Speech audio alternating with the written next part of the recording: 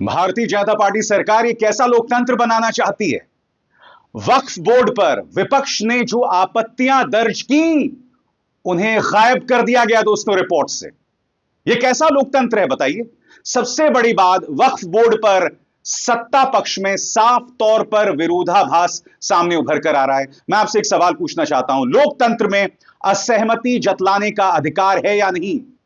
सबसे बड़ी बात, संसदीय समिति में अगर सत्ता पक्ष की राय है तो विपक्ष को अपनी राय देने का अधिकार है कि नहीं वक्फ बोर्ड मामले में? बात वहां नहीं रुकती। आपकी स्क्रीन पर उत्तर प्रदेश के मुख्यमंत्री योगी आदित्यनाथ, आप जानते हैं क्या कह रहे हैं? कह रहे हैं कि जो लोग महाकुंभ में इंतजामात की आलोचना कर रहे थे, अब वो भी चोरी चोरी चुपके चुपके जाकर महाकुंभ में डुबकी लगा रहे हैं। यह क्या तर्क हुआ भला? क्या संगोल युग के अंदर महाकुंभ में जब एक हादसा हो जाता है जिसमें कई लोग मारे जाते हैं, जब हम रेलवे स्टेशंस में इस तरह की अफरा तफरी देख रहे हैं, जब हम वीआईपीज और आम इंसान के बीच का फर्क देख रहे हैं, तो क्या विपक्ष इस पर सवाल भी ना उठाए? और ऐसे में अगर वो जाके डुबकी लेते हैं तो इसमें वो कुछ गलत कर रहे हैं। भारतीय जनता पार्टी ने लोकतंत्र की सोच को पूरी तरह से पलट कर रख दिया है दोस्तों। मगर सबसे पहले मैं बात करना चाहूंगा संसद की। संसद में आज ज्वाइंट पार्लियामेंट्री कमेटी, जी हां, वक्फ बोर्ड पर जो जेपीसी का गठन हुआ था उसकी गूंज सुनाई दी। दोस्तों, आप जानते हैं जब से यह मामला सामने उभर कर आया है, इसको लेकर विवाद लगातार चल रहा है। विपक्ष का यह शुरू से आरोप है कि यह जो संसदीय समिति है, चेयरमैन उनकी बात नहीं सुन रहे हैं।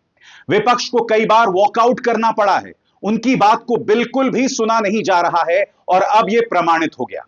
दिलचस्प बात यह है कि सत्ता पक्ष खुद मान रही है कि हां, हमने तुम्हारी बातों को दरकिनार कर दिया, मगर ऐसा करने का हमारे पास अधिकार है। लोकतंत्र ऐसे नहीं चलने वाला बाबू, लोकतंत्र ऐसे बिल्कुल नहीं चलेगा। सबसे पहले दोस्तों मैं आपको बतलाना चाहता हूं वक्फ बोर्ड मामले में विपक्ष क्या कह रहा है। सबसे पहले आपके स्क्रीन पर मल्लिकार्जुन खड़गे, जो कि नेता विपक्ष हैं राज्यसभा के अंदर, उन्होंने कड़ी शब्दावली का इस्तेमाल करते हुए कहा है कि यह रिपोर्ट पूरी तरह से फर्जी है।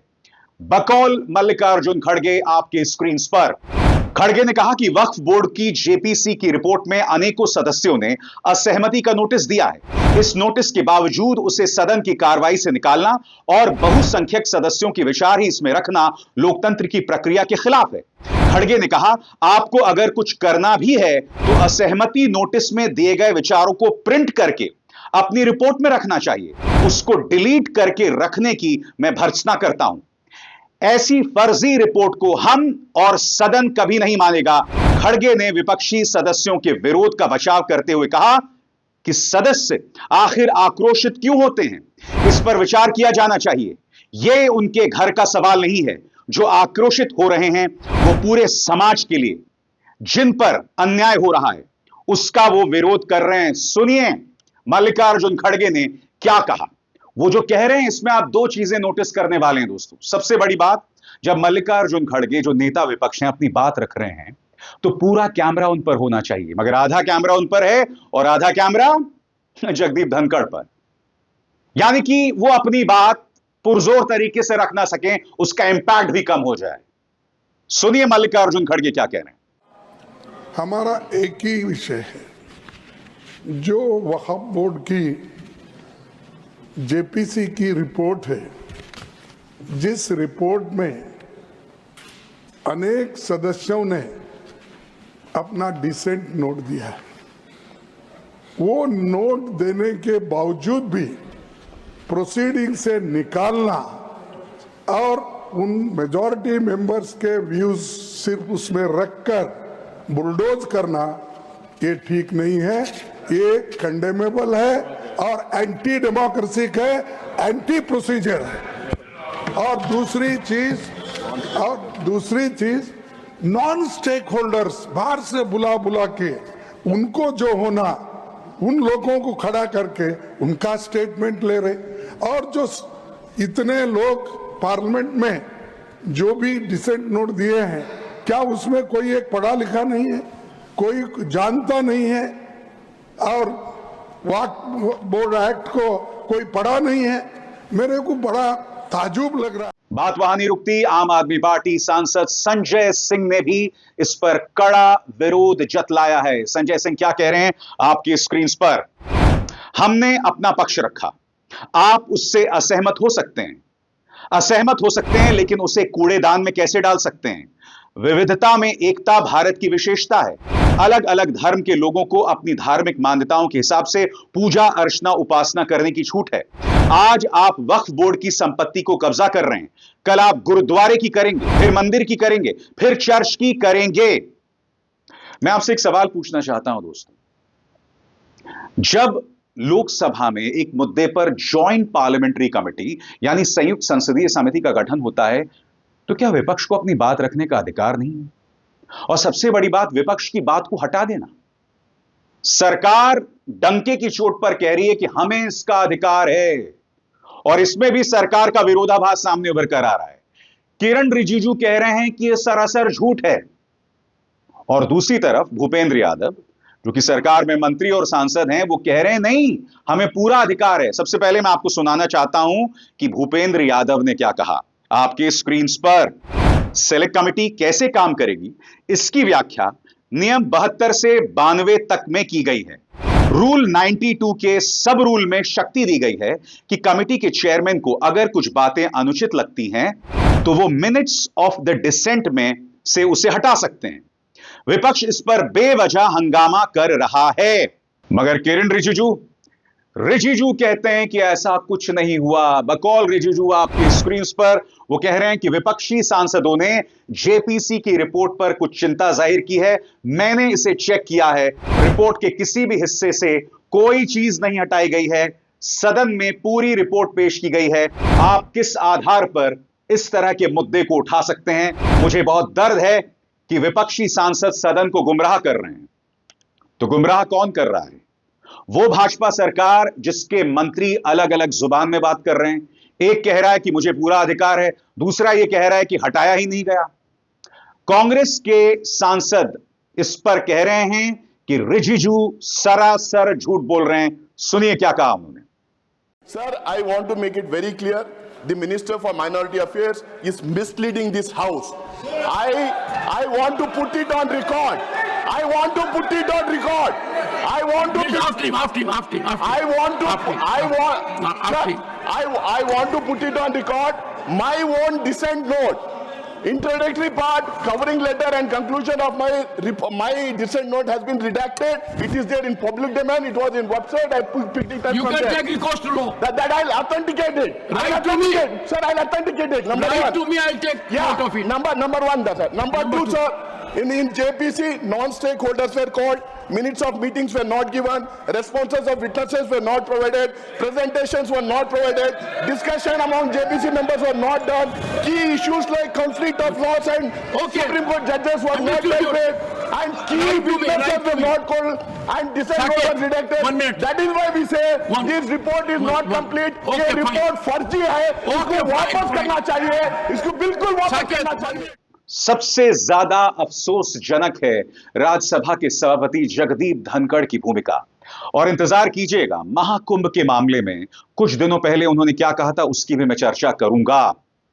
नड्डा साहब ने इसे देशद्रोह के साथ जोड़ दिया, राष्ट्र फर्ज के साथ जोड़ दिया। वो क्या कह रहे हैं इस पर गौर कीजिए, क्योंकि दोस्तों जब इनके पास कोई चारा नहीं होता, कोई समाधान नहीं होता, तो अक्सर इन चीजों के साथ जोड़ देते हैं, सम्मान के साथ जोड़ देते हैं। नड्डा साहब क्या कह रहे हैं इस पर गौर किया जाए। संसद के अंदर वाद विवाद विषयों के बारे में चर्चा और सहमति असहमति चलती रही है, लेकिन हमें परंपराओं को ध्यान में रखना चाहिए।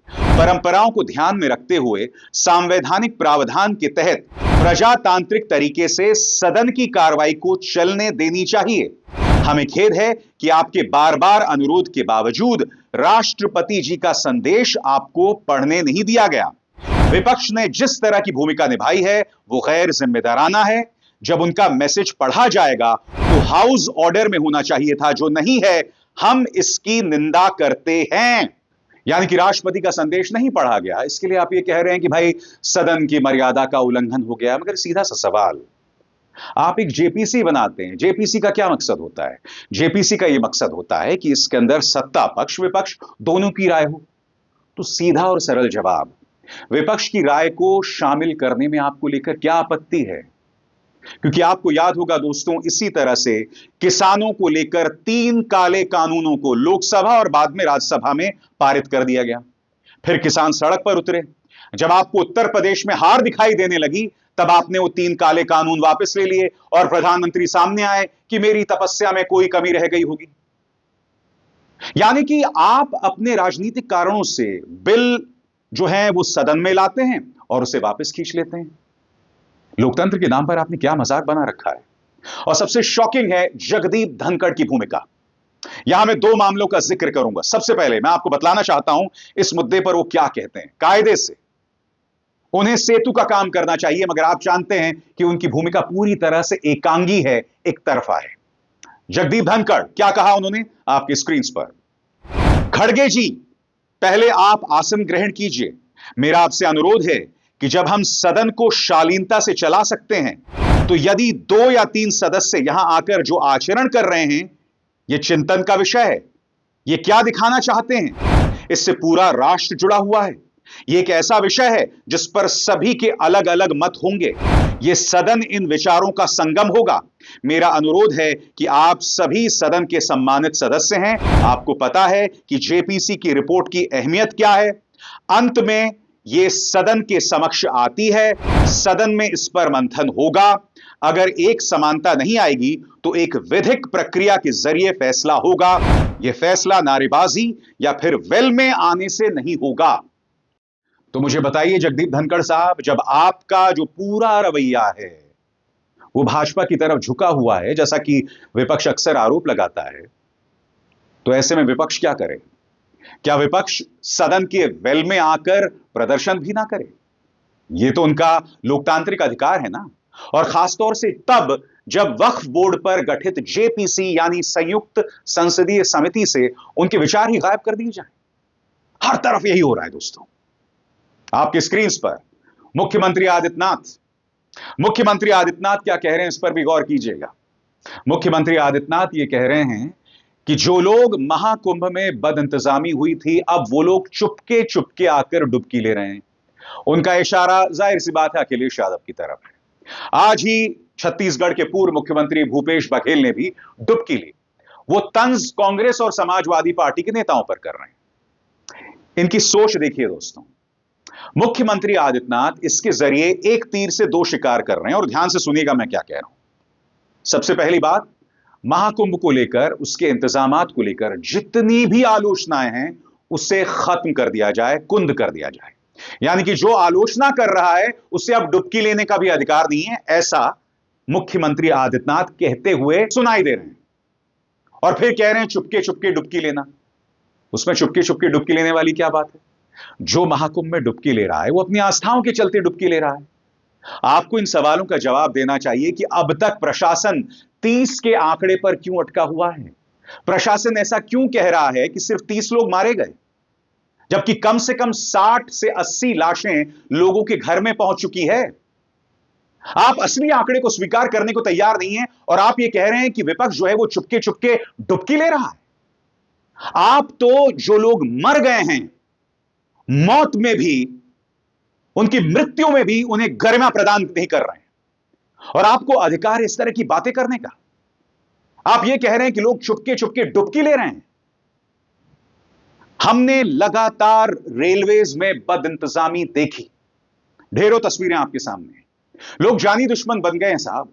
शीशे तोड़े जा रहे हैं, डंडा लेकर जो है घुसाया जा रहा है बोगी के अंदर। इस तरह की मारकाट मची हुई है। इसके अलावा हमने देखा कई किलोमीटर लंबा traffic jam. Madhya Pradesh border पर पुलिस ऐलान कर रही है वापस घर जाइए। और आपको क्या चाहिए? आपको सिर्फ आंकड़े फ्लैश करना है कि 45 करोड़ अब तक डुबकी ले चुके हैं। सीधा और सरल सवाल जिसका आपको जवाब देना है। अगर यह बदइंतजामी दिखाई दे रही है जिसमें कई लोग, लाखों लोग परेशान हो रहे हैं, और खास तौर से तब जब वीआईपीज और आम इंसान का जो इंतजाम है वो बिल्कुल अलग है, तो क्या विपक्ष सवाल भी ना उठाए? और फिर आप ये कहते हैं कि लोग चुपके चुपके डुबकी लगा रहे हैं। आप तो चुपके चुपके भी नहीं, मीडिया के दबाव के चलते, उस जोर आजमाइश के चलते मृतकों के आंकड़े को स्वीकार करने को तैयार नहीं है। 17 घंटे तक आपकी आंखों में आंसू नहीं थे मुख्यमंत्री आदित्यनाथ। जब यह हादसा हुआ था तब भी आप यह कह रहे थे कि सिर्फ घायल हुए हैं लोग। और संसद के अंदर जब कांग्रेस के नेता ने यह मुद्दा उठाया था बदइंतजामी का, तो जगदीप धनखड़ ने क्या कहा था? धनखड़ ने कहा था कि सनातन के लिए पाचन शक्ति बढ़ाइए। अरे भाई, जब प्लेन के टिकट्स के दाम बढ़ेंगे, सड़क पर आम इंसान परेशान होगा, गंदगी होगी, बदइंतजामी होगी, तो सवाल उठाया जाएगा ना। सुनिए क्या कहा था जगदीप धनखड़ ने कि सनातन के लिए पाचन शक्ति बढ़ाइए। चेन्नई से प्रयागराज जाने का किराया 53,000। Importance of Prayagraj sir, Calcutta से प्रयागराज आने जाने का 35,000। हैदराबाद, मुंबई और दिल्ली से यात्रियों का किराया 47,500 रुपए।